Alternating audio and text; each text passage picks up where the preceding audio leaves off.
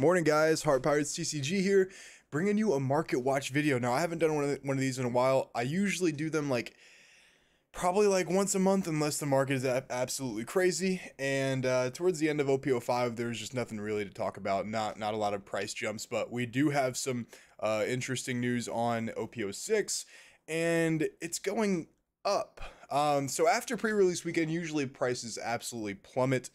And we saw that whenever I overpaid for basically all of my cards in OP05, 4, and 3. So I was like, you know what? I'm not going to do that this time. What I'm going to do is I'm going to play it smart. I'm going to play it cool. I'm going to get my cards after pre-release, after the set drops. Well, we're in for a treat. So let me go ahead and transition my screen real quick. The first card I want to talk about is not part of OP06. This is a card that I sold for $1,500. And we have one last sale on TCG Player for $6,000. Let me put on my my camera real quick. There it is right there. $6,000, right? You guys can see it right here. Damn. I wish I held on a little bit longer. Did some diamond hands because yeah, that's a little unfortunate right there. I sold it for much too low. Let me talk to you guys about another one that I recently just got, is this Kobe right here. Now, I will be giving this away soon. This Kobe Treasure Cup is going for about $500, it looks like. And I am going to be giving this away in a couple days whenever my website drops, as well as some play mats as well. So be on the lookout for that if you guys are, interested in that. This card is... not only can be used in Gecko, I think that there's a possibility that if you do play the Rebecca in your Gecko Moria, or even Rebecca in Sakazuki, which I'm sure everyone does, you could tech this in there because obviously, what is it called? Gecko can get back Rebecca and then Helmeppo, and then Rebecca can get back the Kobe and then play it, and then you can pop something all in one turn. So that's an option for you to play, for you to have it, and the card looks fantastic too. So yeah, be on the lookout for that. Next card we're going to take a look at, wrong one, but it's the Yamato alternate art. Now, surprisingly enough, this is the most expensive leader for set 6. This is $205, and then if you look around other places, it's hold on, I'm sorry, let me go back to the top real quick.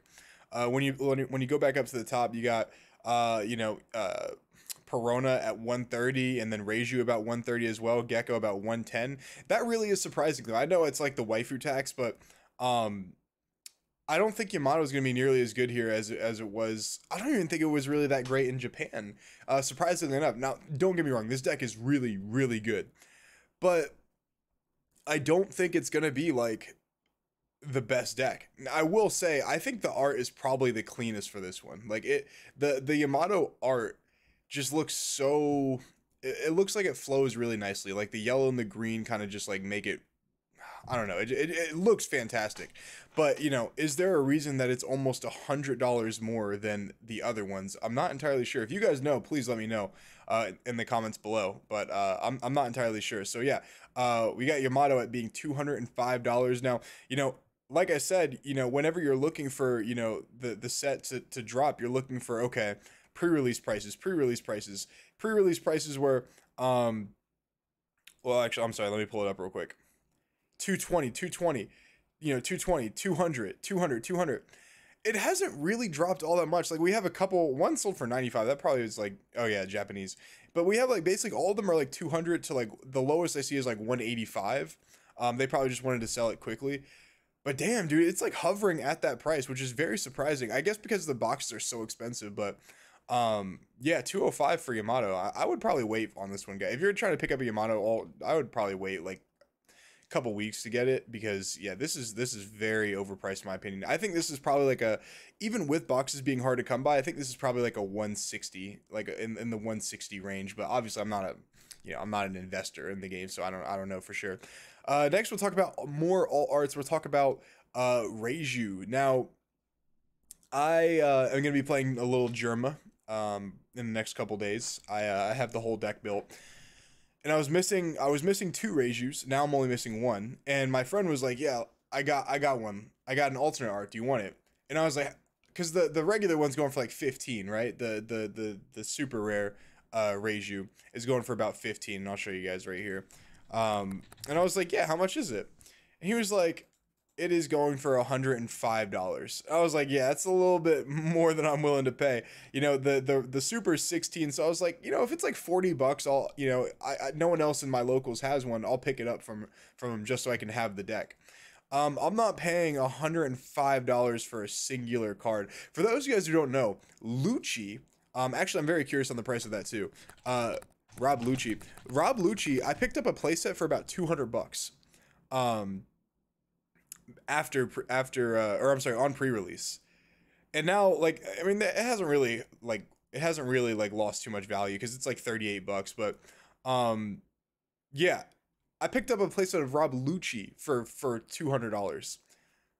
I'm not picking up a playset of Reijus for $400. There's no way in hell. And you know what's funny is after these 105s, it gets straight up to the 110 range, 120, 125. Like people are having diamond hands with this Reiju, bro, because you know this should not be as expensive as it is. You know what? Actually, I'll talk about that in a second. But next, I guess we'll just go on to Gecko Moria. So this Gecko was so funny as people were talking about it being like, you know, they're waiting for it to drop to like 85 or they're waiting from it to drop from like 90, you know, 95, you know, maybe back down to like 60 or something. Not back down, but like down to like 60 range. And they're like, I'm gonna wait. Now, guess what? Gecko is like $120, bro. Straight up. The Gecko Moria character is like 120 bucks. I mean, look at this, dude. Like, look at how many people he bamboozled, right? People are like, oh, he's gonna go down 95, 95, 98, 92, 90, 95. And then guess what? In the same day, 120, 120, 117, 119. Bro, how are these prices going up? I don't get that.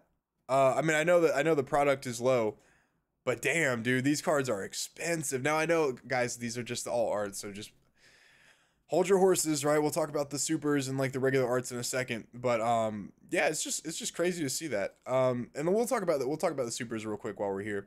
But the supers are pretty expensive too, guys. I mean, I want you to check this out. Someone was talking to me about how Hiyori, actually, I'll just pull that up real quick.